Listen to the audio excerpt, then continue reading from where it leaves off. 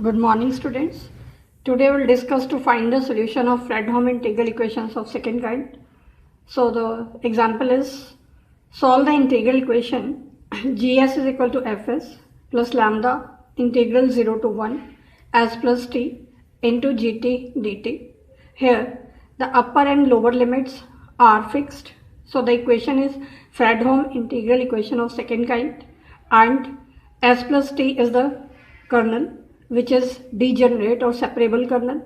Now we can write the equation 1 in the form gs is equal to fs plus lambda s into integral 0 to 1 gt dt plus lambda integral 0 to 1 t gt dt. Now let us take these two integrals as c1 and c2.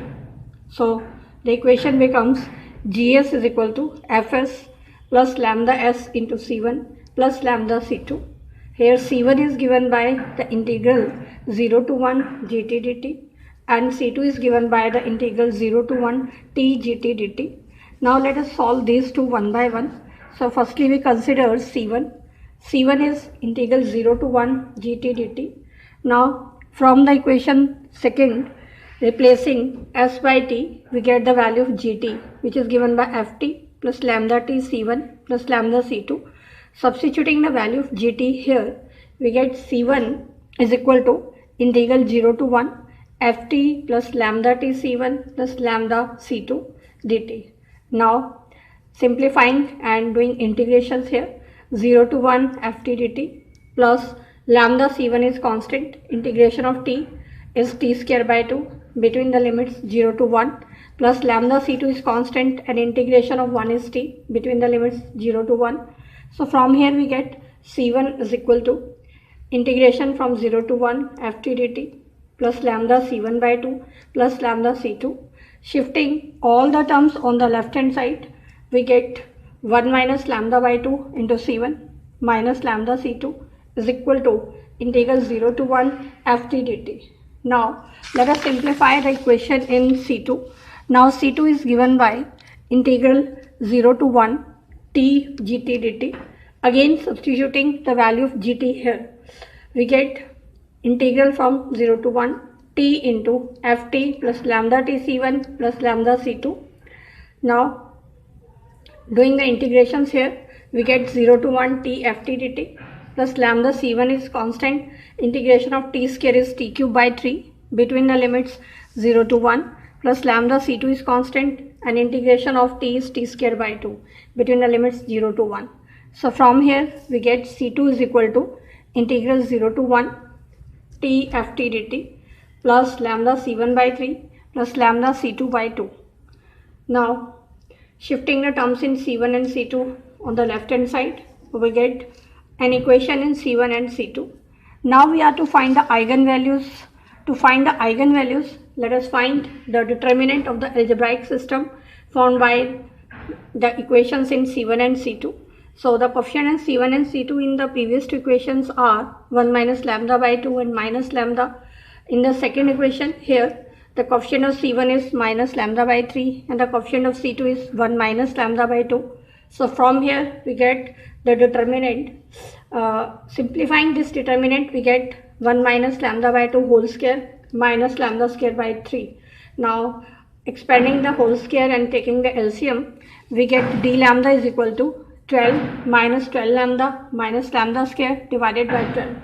Now substituting this determinant is equal to 0, we get 12 minus 12 lambda minus lambda square is equal to 0. Multiplying throughout by minus 1, we get the equation lambda square plus 12 lambda minus 12 is equal to 0. Now by using the formula to solve the quadratic equation, we get lambda is equal to minus 12 plus minus, this is b square minus 4ac upon 2a. Now from here we get the two values of lambda. So these are the required eigenvalues. Now if lambda is equal to one of these two values, then the given integral equation is not solvable in general. And if lambda is different from these two eigenvalues, in that case we can obtain the solution, which is given by solving the two algebraic equations which we have obtained in c1 and c2.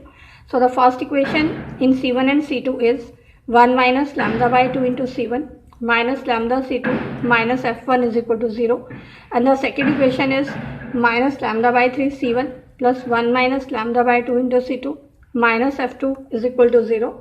Now solving these two equations by using cross multiplication method, so we get C1 divided by lambda F2 plus 1 minus lambda by 2 into F1 is equal to C2 divided by the product of minus lambda by 3 with minus 1 minus 1 minus lambda by 2 with F2. So 1 upon we get 1 minus lambda by 2 whole square minus lambda square by 3. So from here, by taking first and third members, we get the value of C1, and by taking second and third members, we get the value of C2. Now substituting the values of C1 and C2 in the second equation, we get GS is equal to Fs plus lambda S into the value of C1 plus lambda into the value of C2.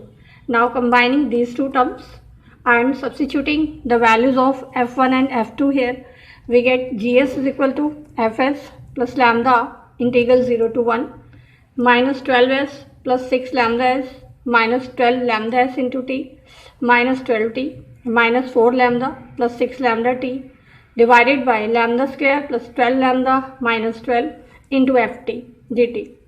The coefficient of ft in the above integral, that is generally called the resolvent kernel, and it is denoted by the symbol gamma, which is a function of s, t and lambda.